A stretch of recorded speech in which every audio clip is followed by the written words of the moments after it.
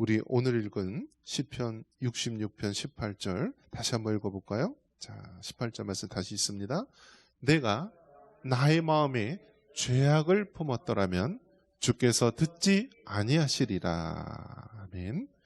자, 하나님께서 분명히 말씀하고 있습니다. 나의 마음에 죄악을 품게 되면은 하나님께서 어떻게 하신다고요? 듣지 아니하신다. 즉 우리의 기도가 하나님 앞에 응답되지 않는다라고 말하는 것입니다. 그래서 여러분, 우리가 기도의 자리에 나아갈 때 가장 먼저 해야 되는 것이 무엇입니까? 우리가 하나님 앞에 회개하면서 우리의 죄악을 낱낱이 고백해야 되는 것입니다. 그래서 여러분, 기도할 때 우리가 기억나는 그런 기도의 제목이, 그러니까 기억나는 죄악이 있다면요, 그것은 반드시 우리가 하나님 앞에 회개 기도를 해야 됩니다. 우리가 아무리 열심히 기도하고 방언하고 뜨겁게 부르짖는다 할지라도 우리 마음속에 죄악을 품으면은요, 하나님께서 우리 중심을 다 꿰뚫어 보시고 그런 분이시기 때문에 우리가 죄악을 품고 하나님 앞에 기도하면은 하나님께서 듣지 아니하신다라고 말합니다. 하나님 우리에게 뭐라고 말씀입니까? 너의 가식적인 행동을 버려라라는 거예요. 너의 마음속에 온갖 죄와 더러움과 구더기가 득실득실 하듯이 너의 마음의 죄악이 가득한데 어떻게 기도하는 것이 이루어질 수 있겠느냐 하면서 하나님께서는 먼저 기도하는 우리에게 회개하는 마음, 죄악을 깨끗이 씻도록 하는 단계를 원하시는 것입니다. 그래서 여러분, 하나님 앞에 은혜의 자리, 기도의 자리, 예배의 자리에 나아갈 때 먼저 하나님 앞에 철저하게 기도하시기 바랍니다. 그래서 우리 마음속에 찔리는 죄악이 있다면 하나님 앞에 회개 기도해야 됩니다.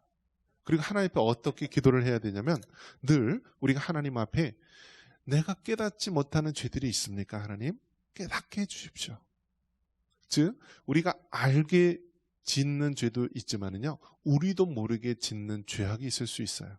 그렇기 때문에 그러한 죄악들도 하나님 앞에 철저하게 회개 기도해야 합니다.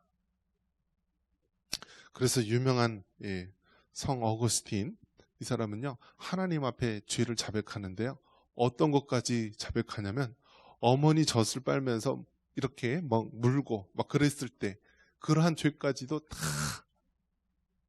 회개 기도했다라고 합니다. 즉 자기도 모르는 그 무의식적으로 지은 모든 죄까지도 하나님 앞에 회개하면서 철저하게 죄의 고백을 했다라고 합니다.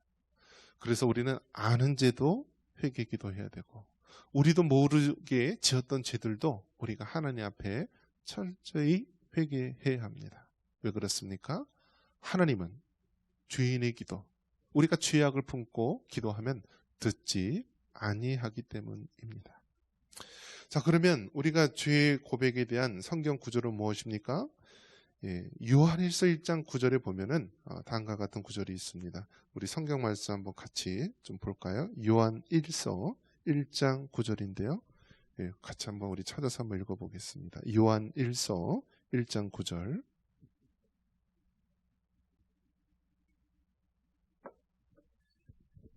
같이 한번 읽어볼까요? 자, 우리가 아는 구절일 수 있습니다. 이런 구절은 우리가 늘 암송을 해야 되죠. 요한일서 1장 9절.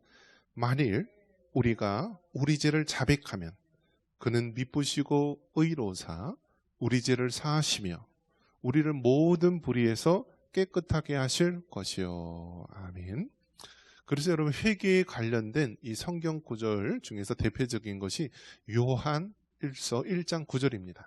뭐라고 얘기하고 있습니까? 만일 우리가 우리 죄를 자백하면은 그는 미쁘시고 의로우사 우리 죄를 사하시며 우리를 모든 불의에서 깨끗게 하실 것이요 라고 말씀하고 있습니다. 여러분, 예수님의 피, 하나님은요 우리의 죄를 사하지 못하는 것이 없습니다. 심지어는 어떤 죄까지 사해요? 살인죄까지도 여러분 하나님 앞에 다 사함받을 수 있는 거예요. 이 세상에 많은 죄들이 있는데요, 우리가 죄를 지면 어떻게 되죠? 죄를 지면은 그 죄에 대한 처벌로서 이제 감옥에 가거나 징역형을 받게 됩니다. 그럼에도 불구하고 우리 마음속에 늘 이 죄에 대한 해결받지 못한 부분이 있는 거예요. 그런데 우리가 예수님을 믿고 예수님의 그 십자가의 보혈의 공로를 깨닫게 된다면 우리가 얼마나 감사하며 살아가는지 모릅니다. 예수님의 피만이 우리의 죄를 깨끗게 하시고 죄사함을 얻게 해주시기 때문입니다. 그래서 예수님을 믿고 가장 행복할 때가 무엇이냐면 죄사함의 은혜.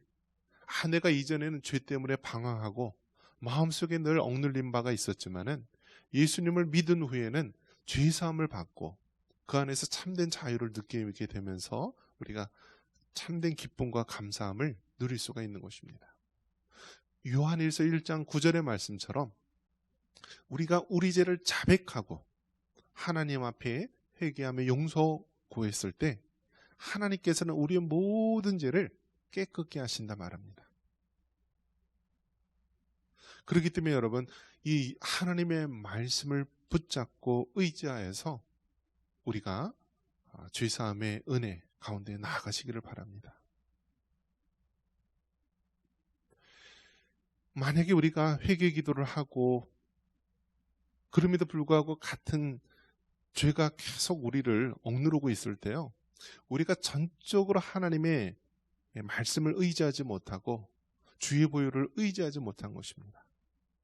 그렇기 때문에 여러분, 예수님의 피는 우리의 죄를 사하지 못하는 것이 없음을 믿고 철저하게 하나님 앞에 우리의 죄를 사해달라고 고백하고요, 이미 하나님 앞에 회개한 모든 것들은 사함받았음을 믿으시기를 바랍니다.